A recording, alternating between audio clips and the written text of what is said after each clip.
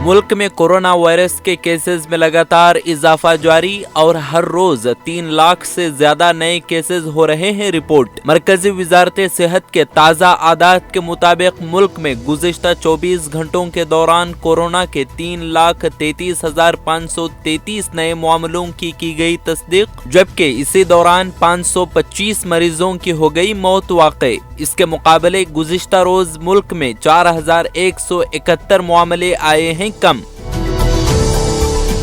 हिंदुस्तान के महकमे मौसमियात IMD के मुताबिक दिल्ली में हुई बारिश के बाद 88.2 मिलीमीटर बारिश की गई रिकॉर्ड, जो 1950 के बाद इस महीने में होने वाली सबसे ज्यादा बारिश। इतवार को दिल्ली में कम से कम दर्जो हरारत 10.5 डिग्री सेल्सियस किया गया रिकॉर्ड। IMD के एक अहलकार ने कहा कि 1950 से 2022 के दौरान जनवरी में हुई सबसे ज्यादा बारिश।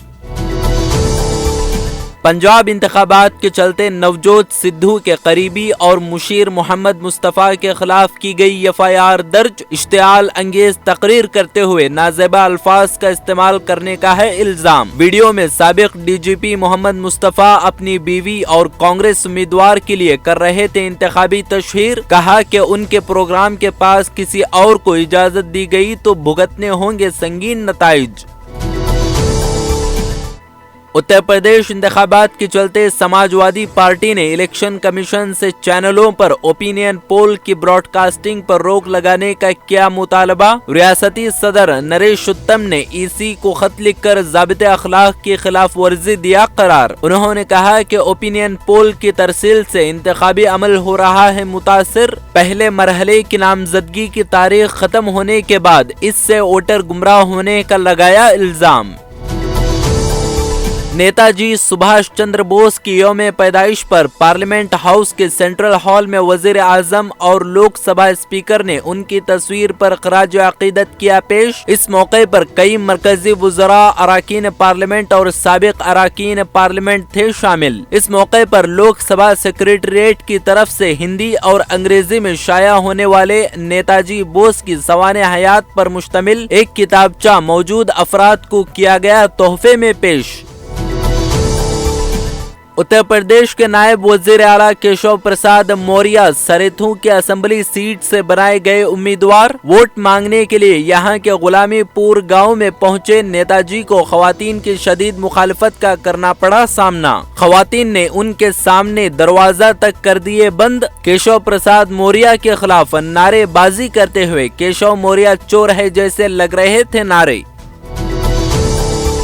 मुंबई के इलाके गोविंडी में एक लड़की के साथ 4 मर्दों का इस्मतदरी का मामला आया था पेश। शिवाजी नगर पुलिस स्टेशन के सीनियर इंस्पेक्टर अर्जुन राजन ने बताया कि चारों मुल्जिमान को कर लिया गया गिरफ्तार। हैरतनाक बात यह है कि पुलिस के मुताबिक गुज़िश्ता 4 मुल्जिमान में से 3 नाबालिग लड़के हैं शामिल। पुलिस के मुताबिक इस वाक़ये में मुलव्विस 3 नाबालिगों को हिरासत में लेने के बाद चौथे मुल्जिम की तलाश है जारी।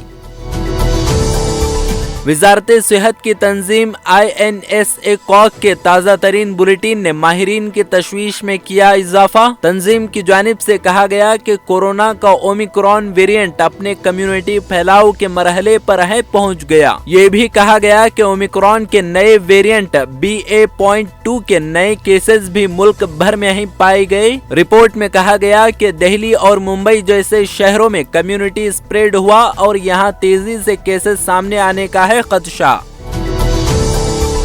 रियासती कर्नाटक वजीर बराए दाखिला अरागा ज्ञानेंद्र ने कहा कि बेलगाम और बल्लारी जिला में नए फोरेंसिक लैब किए जाएंगे कायम। तकरीबन 200 माहिरीन का तकर्रुर करके रियासत के तमाम अजला में माहिरीन देंगे काम अंजाम। अरागा ज्ञानेंद्र ने कहा कि रियासत में कई मामलात हैं ज़ेरे इल्तिवा। इन सब बातों को नजर में रखते हुए हुकूमत आइंदा दिनों में करेगी फैसला।